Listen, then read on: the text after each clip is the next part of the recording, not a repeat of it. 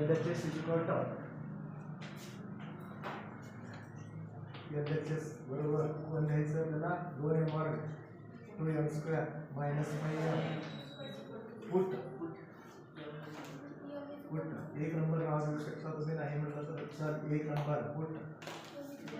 m is equal to घेऊन किंवा ठेवून घेऊन आलेलं LHS म्हणजे डावी बाजू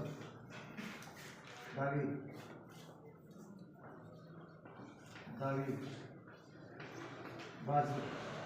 बरोबर कोण असणार आहे 2m वर्ग वजा 5m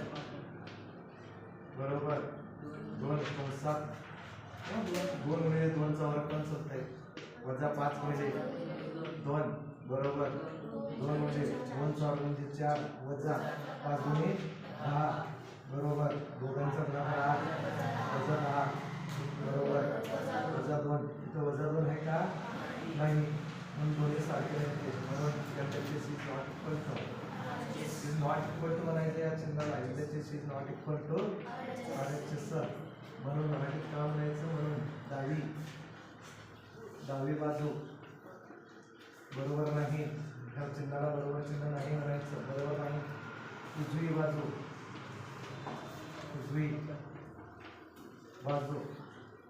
म्हणून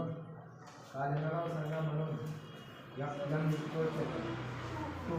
is not a root of is not root of 2m square minus 5m is equal to 0 मराठीमध्ये काय लिहिणार आहोत म्हणून m बरोबर 1 हे सांगा बघू हे 2m वर्ग वजा 5m बरोबर 0 से मूळ नाही त्याच्यानंतर 2 नंबरला हे घ्यायचं दुसरं हे m इज इक्वल टू काय दिलं ते LHS is equal to 2 number नाव द्यायचं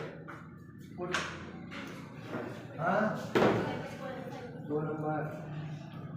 फूट m इज इक्वल टू 5/2 5/2 घेऊन LHS बरोबर LHS म्हणजे डावी बाजू बरोबर कोण आहे सांगू 2 number minus 5m is equal to 2 into एमची किंमत किती ठेवायचं 5/2 वजा 5/2 बरोबर 2 ला 2 म्हणजे 5 चा म्हणजे 25 2 म्हणजे 4 वजा 5 25 2 ह्या 2 ला कटवायचे एक कडे 2 4 बरोबर किती झालं 25 2 वजा 25 2 दोन्ही सारखी संख्या वजाबाकी केला तर किती येतंय 0 बरोबर किती आलंय 0 म्हणून LHS बरोबर RHS म्हणून डावी बाजू बरोबर उजवी बाजू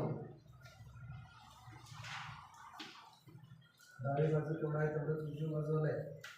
0 आलाय झिरो आलाय म्हणून कालायचं म्हणून m is equal to 5/2 is a root of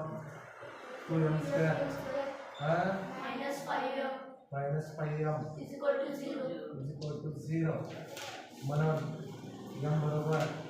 5/2 हे 2m वर्ग वजा 5m बरोबर 0 से मूळ आहे